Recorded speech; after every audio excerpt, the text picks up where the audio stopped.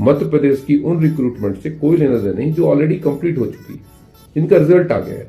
उनकी ज्वाइनिंग आचार संहिता में भी हो सकती, कोई बड़ी बात नहीं, होती ही रहती है। और जिनका केस कोर्ट केस में चलता है उनका आचार संहिता से कोई लेना देना नहीं होता, क्योंकि आचार संहिता अपनी अलग जगह है और कोर्ट की अपनी प्रोसीडिंग अलग जगह है। इसका मतलब ये हुआ कि जो हमारा कोर्ट में जो केस चल रहे होते हैं, जो हाई कोर्ट सुप्रीम कोर्ट जो होते हैं, डिस्ट्रिक्ट कोई भी कोर्ट होता है, उनको आचार संहिता से कोई लेना देना नहीं होता है। वो अपनी प्रोसीडिंग में चलते रहते हैं, उन्हें सरकार से इस सब चीज से कोई मतलब नहीं है। तो जैसे जितनी भी एएनएम है, जिनकी जो ज्वाइनिंग का तमाम चीजें हैं, जिनका डर है कि आचार संहिता की वजह से कहीं अब रिजल्ट तक हमारी जो है ज्वाइन रुक जाएगी, ऐसा कुछ भी नहीं बेटा, ऐसा बिल्कुल ना सोचें। आपकी अपनी प्रक्रिया चलती रहेगी। फार्मासिस्ट वाले हैं, उनकी प्रक्रिया चलती रहेगी।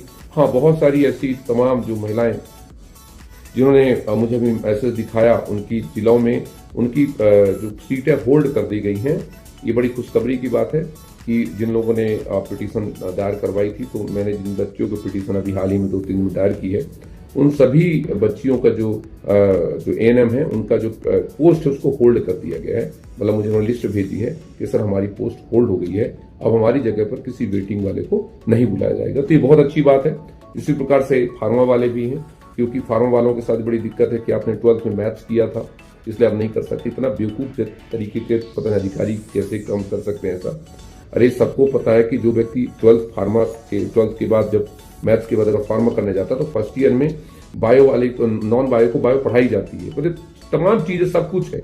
और इवन गैजेट भी कहता है, अलाउ करता है कि भाई। और जब आपको फार्मासिस्ट बनने से नहीं रोक, फार्मासिस्ट बनने से नहीं रोक सकते, आप फार्मेसी करने से नहीं रोक सकते, बी फार्मेडी पर नहीं रोक सकते, तो फार्मासिस्ट बनने में क्या दिक्कत है। ऐसे ही एएनएम की बात करें तो वे 20+2 तो वहां पर बायोलॉजी होना चाहिए, जबकि नेशनल काउंसिल ऑफ जो आपको नेशनल जो नर्सिंग काउंसिल ऐसा कुछ नहीं कहता है। ऐसे 18 महीने का डिप्लोमा है, तुम खुद सरकारी डिप्लोमा करवा रहे हो, है ना। तो तमाम चीजें, प्राइवेट इंस्टीट्यूट, आपने रजिस्ट्रेशन किसने दिया, आप ही ने दिया।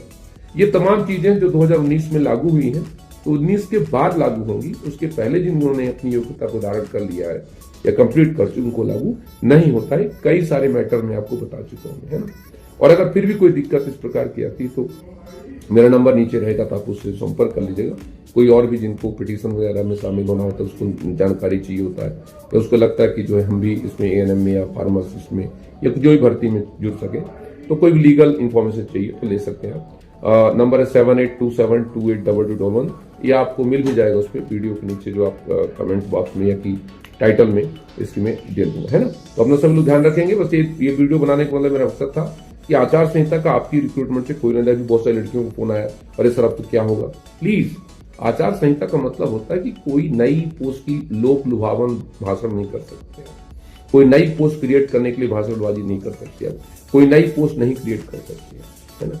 लेकिन जो प्रोसेस चल रही है ऑटोमेटिकल कंटिन्यू चल रही है, उसका कोई लेना देना नहीं है। अब यूपीएससी के एग्जाम क्या रुक जाएगा क्या, उसका फॉर्म भरा जा रहा है, उसको कुछ अब बताओ। लोकसभा यूपीएससी एग्जाम चल रहा है, पीएससी का चल रहा है, कई सारे मेंस चल रहा है, उनका इंटरव्यू चल रहा है, क्या रुक जाएगा। मतलब ये दिमाग पे लगाना चाहिए। भगवान ने अगर यहाँ पर खोपड़ा दिया तो सोचना चाहिए। और कभी कभी गूगल में सिर्फ वो इंस्टा पे दुनिया भर का ड्रामा ना देखते हो, नचनियों का डांस ना देखते हुए भी देखा करो कि कोड ऑफ कंडक्ट होता क्या और क्यों लाया जाता है कोड ऑफ कंडक्ट, आचार संहिता होती क्या। तो मेरा सिर्फ इतना मकसद था कि आपको एक बताना कि आचार संहिता का आपकी इन रिक्रूटमेंट का कोई फर्क नहीं पड़ेगा। ठीक है, थैंक यू सो मच। जय हिंद, जय भारत, बाबा।